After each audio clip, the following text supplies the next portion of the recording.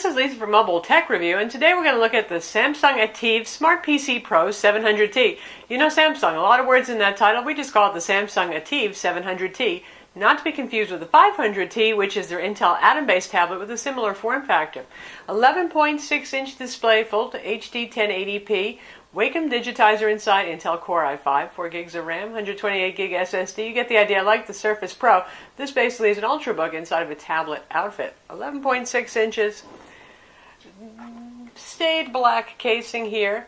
Comes with, in the box, a matching keyboard dock, transformer style, clips right on. We're going to look at it now. So here it is, finally, the Samsung ATIV 700T, Windows tablet with basically Core i5 Ultrabook brains inside. Now we have it inside the included keyboard dock, obviously, and it looks just like your average Ultra Portable, doesn't it? It's pretty boring, to be honest, looks-wise. It's black, it's plastic, it is what it is. When you look at it this way, you're not going to say, ooh and ah. But this keyboard dock does get the job done for those of you who need, particularly, well, a lot of typing, a lot of keys.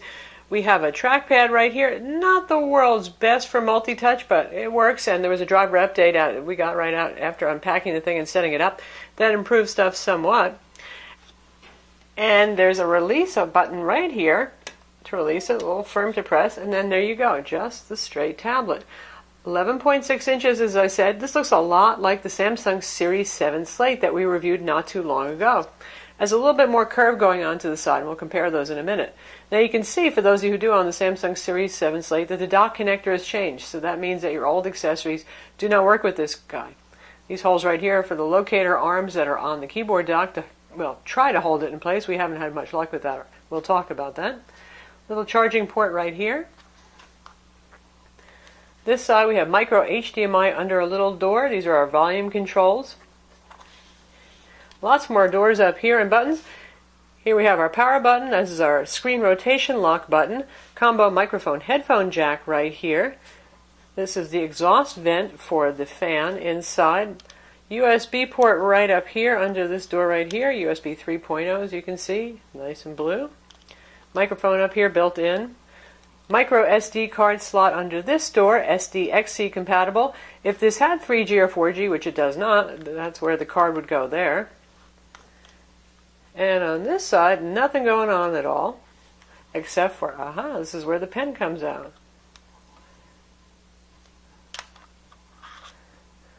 So there it is, your S Pen, as Samsung likes to call it. This is basically your Wacom digitizer with pressure sensitivity. Small pen, obviously, not big. They did that so they could actually make a garage or silo for it. A lot of people complain when there's no place to put their pen. So Samsung gave you a small pen. Has a single clicky button over here, does not have the eraser function up top, obviously. This is interchangeable with other Wacom tablet-friendly pens. We've been using our Samsung Series 7 Slate pen, for example, which is a much nicer pen to use instead. And this is that pen. You can actually still buy this from Samsung, and you can see it looks much more like a mechanical pencil, full size. Has the eraser here, has a button on the side. More comfortable to hold. You can also use the Surface Pro pen with this, which looks almost identical to the Samsung Series 7 Slate pen we just showed you. If you take a look at the back, glorious black plastic. Not slippery like the 500T that we looked at. That's the Intel Atom-based version of this tablet. This one, well, it's not super grippy either, but it's not as slippery, slick, dangerously slippery as the 500T. So it's black plastic here. A little bit of an attempt to make it look like metal, a brush finish you can see there. Also, you can see that it does pick up fingerprints. And these are intake vents over here, and also some passive cooling vents for the motherboard that's inside. Generally speaking, it doesn't get too hot. The fan does not roar. The first day we had it, it was doing a lot of Windows updates, and it did, roar, but don't worry about that. When it's done with that stuff and you're done installing your software, doing productivity or artwork, it's pretty much quiet. Even watching something like streaming HD videos, fan was near silent on it. Now if you're going to play games or process HD video on this, then you'll hear the fan. One thing to note right here, this is something Samsung's been doing with their Android tablets. So it's a little hard to see, but there are speaker grills facing at you. How brilliant is that? So it's not being muted by the desk or your hands. The bad news is it's not particularly loud. One of my tests is I use this while I use my exercise bike, which is not a very loud machine, and I actually had to use external speakers with this, couldn't hear it, whereas my Kindle Fire HD 8.9 inch is plenty loud enough to hear. Go figure. Here's our Windows Home button, and this is a mechanical clicky kind of button, which I have discovered I really like after using several of these to draw with and take notes with, because your hand does not accidentally brush the capacitive button, sending you home when you're in the middle of actually doing some work. Front camera here is 2 megapixel. The one on the back is 5 megapixel. Now let's take a look at the dock. Basic black. We've got little light up indicators here for caps lock being on, and when the unit is on, it lets you know that it glows in blue.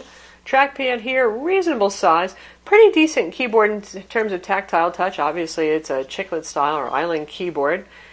Little release latch over here, and inside you can see here's the electrical connector that it uses, a little magnetic pin style connector, and then little arms that latch into the tablet.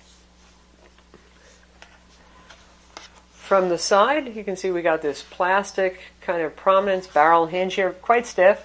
Although once you put the tablet inside, I notice it does wobble a little bit. I'm pretty surprised at that.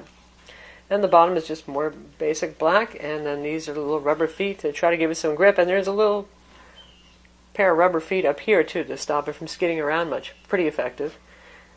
This has pass-through charging. There is no battery in here. What was Samsung thinking, right? The Asus VivoTab TF810C has a secondary battery inside. Of course, Asus's Transformer Androids also have that. The HP Envy X2 we looked at has a secondary battery in here. Particularly with the Core i5, you have some power requirements. It would be nice to have some extra juice in here, and it would give it a little more weight. Now, weight's a two-edged sword. Nobody wants a very heavy package, but at the same time it helps with the balance and not be so tippy, because our tablet weighs just under 2 pounds, and this is 1.6 pounds. This is lighter, therefore it's going to be top-heavy with the tablet in it. We've got 2 USB ports, also under doors. Samsung just loves these little doors here. USB 2.0, not 3.0. And that's another little bit of what was Samsung thinking there. Kind of weird, right? And there's another one on this side. Still, we appreciate having those ports, and there's still plenty of USB 2.0 devices. You don't need USB 3.0 for your mouse or something like that, really. There is no HDMI or any other port on this dock whatsoever, so you're going to use the ones that are on the tablet. The nice thing is we have this little cutout over here, so you can access the digital pen. So good job of design there. Now, the bad news is you may have read on forums about keyboard disconnects with both the ATIV 500T and the 700T. And this is a 700T purchased retail from a local store, because Samsung really doesn't have a review program for this product going. So this isn't something that's been vetted by Samsung first to make sure it works. And my God, constantly we get disconnects. It's not that it falls out of the keyboard dock, but you just hear that connect, disconnect, to the point where eventually sometimes it blue screens the tablet because it's just losing its mind. It's annoying. You don't have to barely move it much at all for that to happen if you do have this problem, but it's really annoying if you happen to be using the USB ports for data transfer at the time, and they cut out. So to put it in, it's merely a matter of just lining up the slots here and getting it in. And you heard that happy sound. That means that it saw and acknowledged the keyboard dock. And it's, you hear that? We're not really doing much with it. Constantly. Yeah. So you really don't have to bounce it around, flop it, or anything like that. Doing this, doing this. Now, the good news is we hear that Samsung is replacing the keyboard dock. The problem is with the dock, apparently, and not with the tablet. So if you do get one and it has that problem, exchange it with your retailer. Hopefully you'll get a better one, or send it to Samsung, and hopefully they'll replace your dock. This is as far back as the tablet will tip, oddly enough. It doesn't go too far back, but since this is like really wide viewing angle, PLS Samsung display, about 178 degree viewing angles, it's fairly adequate at that. And it's not too tippy, which is pretty good. We're poking the screen like that. You can see this wobbles around some, though, which is surprising, especially because it's at maximum tippy back. Oh, there. Yeah, and you can hear our keyboard connecting and disconnecting again. We'll just get used to that. So let's take a look at the tablet itself. Here we have the 11.6-inch 1920 by 1080 display. That's certainly a step up if you have a Series 7 slate in terms of resolution. Very nice, sharp, bright, 400 nits of brightness. Color accuracy is pretty good on it. Colors are nice and bright and popping, but they're not psychotic Samsung Super AMOLED colors like you see on some Samsung smartphones, obviously, because, well, it's not a Super AMOLED display, is it? And when it comes to computers, Samsung knows you need more color accuracy than Super AMOLED is going to give you. It's fast, it's responsive. Obviously, the Windows 8 Metro UI is very lightweight. It doesn't require much, but it handles desktop very well since it is basically an Ultrabook inside, and there's our desktop you can see. Ships with 125% scaling by default, which I find is a happy medium between seeing more on the screen but not having things be so tiny. Of course, you can set your desktop scaling yourself, and the reason that's done is because 1920 by 1080 is a lot of pixels to squeeze into 11.6 inches, and the way Windows handles scaling isn't like your Android or iOS tablets where it does things like pixel doubling or pixel quadrupling or whatever it's going to be to make things just look sharper. It actually changes how much stuff you see on the screen. Again, this is an Intel Core i5 ULV CPU. That's a 3317U, 1.7 gigahertz, the same as used in the Surface Pro and many Ultrabooks that are on the market. 4 gigs of DDR3 RAM that is not expandable. It has 128 gig Samsung SSD in there. Samsung makes good SSDs, so that's just fine. Some folks have already popped this open and replaced their mSATA drive. It's not the world's most horrible thing to do, but I would say you have to be pretty geeky to want to do that.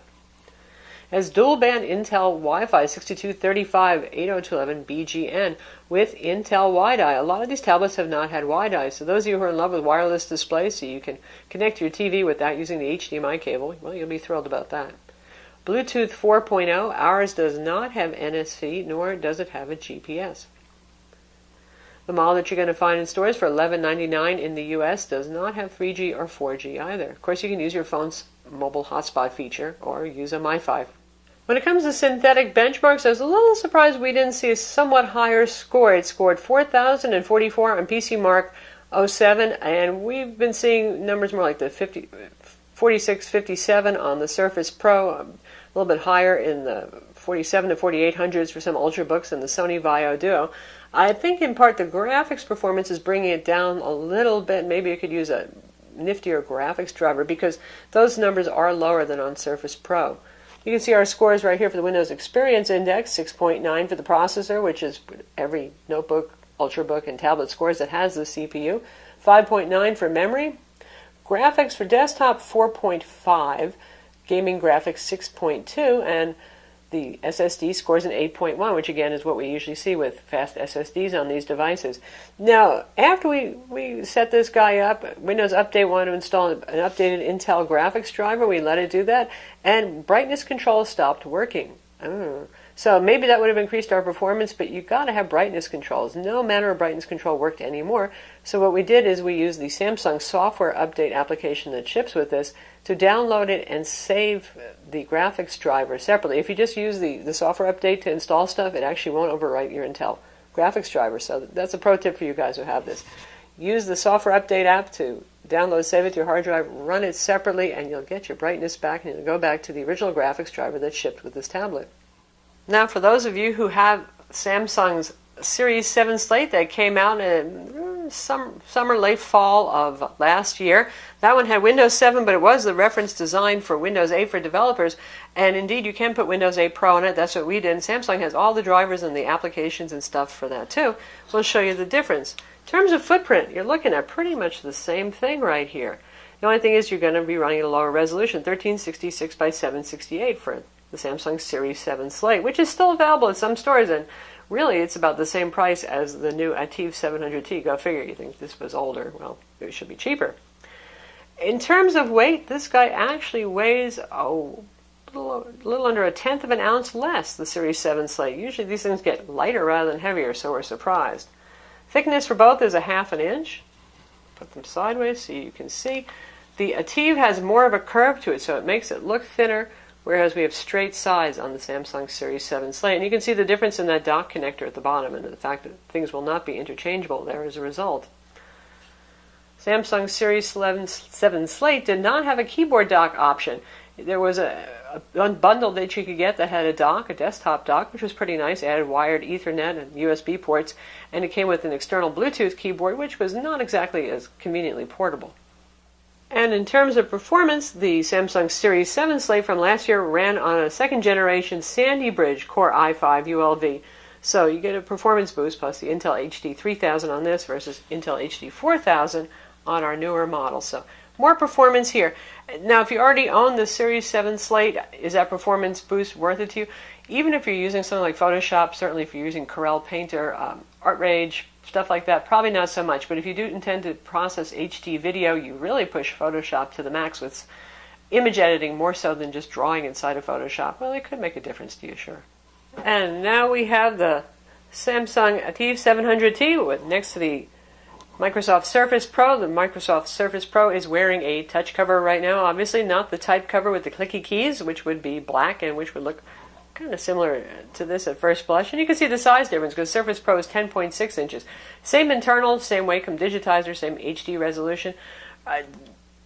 We'll do it separate smackdown, but I can tell you right now, obviously it's going to be, do you really want a lot of typing? Do you want that keyboard dock design? Or do you want the portability of the Surface Pro right there?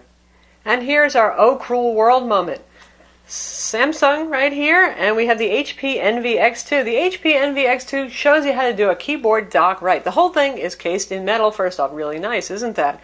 And it's also got a keyboard I find a little bit more usable, a trackpad that's pretty nice as well. Does not disconnect. This sucker is really tight when it's on there. Nice design overall, and there's a secondary battery in here. But why is this oh cruel world? Well, because this is an Intel Atom dual core Clover Trail. Not that that's a bad thing depending on your needs. If you need really long battery life and you don't need a whole lot of processing power for heavy duty applications, that's just fine. But for those of you who do need the Core i5 power that's in here, or the active digitizer with Wacom pen, because the Envy, well, we still haven't even seen the digital pen for that come out yet. It will be an Atmel pen. So far, those have not been inspiring. So you graphic artist types and you note-taker types, well, the Envy isn't for you, even if you just wish you could take the guts of the Samsung and shove it inside that Envy. And now to do some heavy lifting, we're actually going to try out Skyrim on this. But first I'm going to show you we plugged it into power so we get more performance going. Very compact charger, laptop-style charger with two-piece cord. It looks the same as the Samsung Series 7 Slate charger, but different output for amps and for watts, so do not mix them. And you can see that we've dropped it down to 1366 by 768. That's because running at full 1080p, we were getting about 20 frames per second, which really was not a pleasant thing at all. All of our settings are at low. Things like anti-aliasing are off, which is what the game wanted to do. And it left texture quality at medium, and I went with that too, because otherwise, gosh, it's really hard to tell where you're going sometimes. Everything looks so blocky, and because the performance was good enough to warrant that. So we'll give it a try now and see how it does. We'll run Fraps in the background so you can see how it runs. So now we're inside Skyrim, again 1366 by 768 resolution. You can see the frame rates in the upper left corner are pretty good. Certainly it's playable anyway. It's not stellar. It's not going to be your gaming rig, this guy, but for a little gaming on the go, it's fine.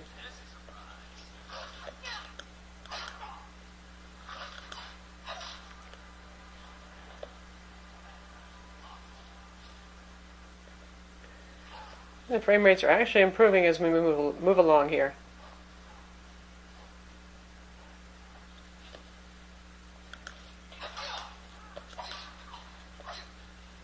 So that's Skyrim on the Samsung Smart PC Pro ATIV 700T.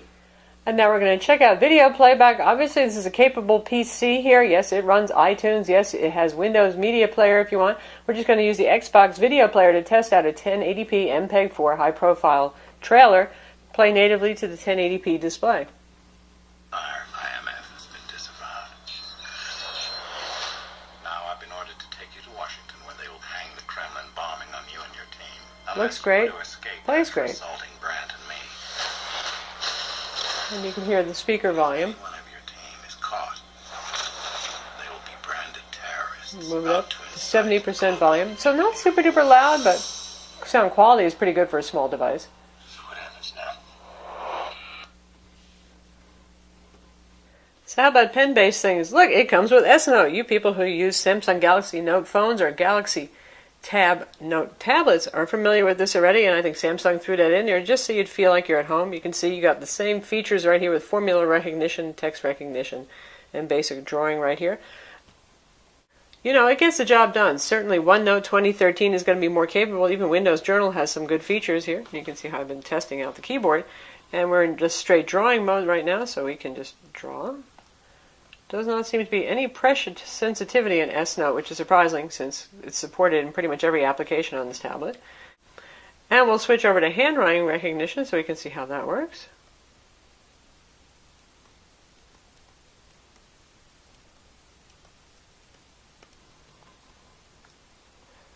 And there it is. It recognized correctly. You can see it glommed it onto the end of the last sentence. S-Note, if you've used it on Android devices, you know that it really is not big on inserting spaces between things, so you got to do that yourself.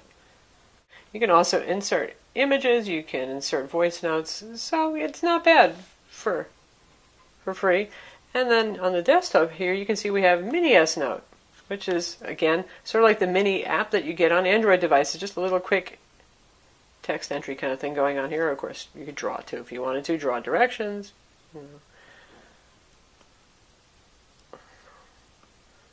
Here's my terrible map.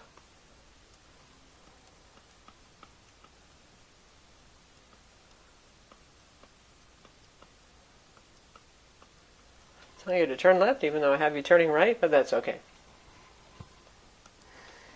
Now let's look at an app that's a little bit more serious. We're going to check out ArtRage Studio Pro first. And we're going to open up a picture that we have been working on. So there's our nice little horsey. Now, obviously this pen works just fine. You've seen me using it, and I'm going to switch over to my pencil tool and go a little bit darker. And palm rejection, yes, all modern tablets have it. This pen works fine. Calibration is reasonably good. I find that every so often I have to recalibrate it using the Windows Control Panel tablet PC settings, but I'm going to switch to the Samsung Series 7 Slate pen because I like that better. Easier to hold ergonomically. That's the only reason I really like this guy better, to be honest, but it works just fine.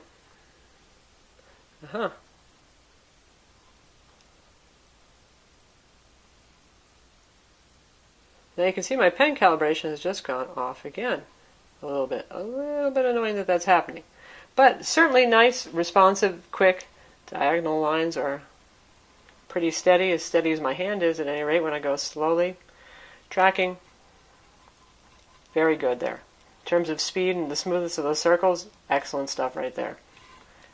And now we're in Adobe Photoshop CS6, and pressure sensitivity is here right out of the box. Now that's been a problem with tablet PCs in general, and those of you who like to draw inside of Photoshop know that you have to wait for those wicked WinTab drivers. Microsoft Surface Pro, well, Microsoft and Adobe and Wacom have said they're coming soon, we promise, really, but they're not there in the box. Samsung's the only one that seems to consistently manage to do that for us. So for those of you who need to hit the ground running and need WinTab support, and you know who you are, you graphic artists that use those applications, you have it here. And we've got a squishy. Let's go with a different brush so you can see more. But first you can see light, heavy, gets a little bit darker. Let's switch to a better brush so you can see that. And then we switched over to the 2B pencil tool. And honestly, the pressure sensitivity curves on this are pretty weird, and there's no control panel for that, which is too bad. Generally too heavy. I have to draw really light to get light lines. Let's see how light. Oh, see, that turned out heavy. First we got a heavy one. Now we're going to try to go a little lighter. It's a little hard to control sometimes. Sometimes it works great. There we go. Now it's catching on. Seems like the driver still needs a little bit of work for consistency and behavior there. Now we've got our light line. Now we've got a heavy line. And now we're in Corel Painter 12, which also uses WinTab, and we're having a little more luck with that pressure sensitivity. Light line with my pencil, heavy line with my pencil. So yeah, that's working pretty nicely right here. You can do some very natural pressure sensitive sketching there. And obviously, in all the apps that use a more modern Ink API Windows, that's your Fresh Paint, your ArtRage, all of those will have pressure sensitivity as well. So you got them both here without having to fiddle with your drivers. That's the good thing. How about you note-taker types? You can't even draw a stick figure, but you do take notes all day long or want to annotate PDFs, fill in forms. Well, we've got OneNote 2013 right here. You can see my beautiful hello. We'll write another one of those again using the included pen. Very fluid inking experience. And the nice thing with the Core i5 is, unlike the Atoms, if you write a full dense page of notes, you won't notice the application starting to slow down. This handles it very well. And of course we can do things like recognition, select this and turn this into text. That works just fine on this. So nice experience for note taking, and also very smooth ink. You could really draw with this and actually enjoy it, to be honest. And also you can see it's tracking the circle pretty well, a little bit slower than it was in our graphic arts app, but still pretty good stuff right there. So how about battery life? pretty good news here. As far as Windows 8 tablets go, we've been managing between 5 at the absolute worst and 6.4 hours of battery life on a charge with Wi-Fi on and active brightness set to 50% and Microsoft's auto brightness feature turned on, which may or may not derange you. It's a little bit draconian in its activities there. Mix of productivity work, also 45 minutes streaming of a Netflix episode, doing MS Office, a little light drawing. Happily, graphic arts drawing apps do not really drain the battery much. Some social networking, email in the background, web browsing, that kind of thing. We've been managing around 6 hours on a charge, which is not bad at all. The battery is sealed inside the unit and it's a 49 watt per hour battery, and it comes with a 40 watt charger that we showed you. Lastly, we'll talk about the cameras. 5 megapixel rear shooter. Decent, not super stellar. Not as good as the 8 megapixel on the HP Envy X2 in terms of quality, but pretty good speed. Tap to take a shot. You can see it moving in and out, autofocusing. It works just fine. And we've got a 2 megapixel camera up front. Certainly capable enough for doing nice quality Skype video. Good amount of light in there, not too much blockiness. We like it. And for those of you who are having trouble deciding, yes, we will do a 3-way smackdown this time between the Samsung 700T, the Microsoft Surface Pro, and the Acer Iconia Tab W700. So that's the Samsung ATIV 700T. It's available now, $1,200 in the US. Gets you tablet plus keyboard. Certainly for your digital artists, it's compelling. It has Wacom drivers right out inside the box, rather, and Core i5, very powerful. A couple of caveats, as we mentioned in the review, but still, hopefully Samsung will iron those out. I'm Lisa from Mobile Tech Review. Visit our website for the full review of the Samsung Smart PC Pro, the ATIV 700T, and don't forget to subscribe to our YouTube channel.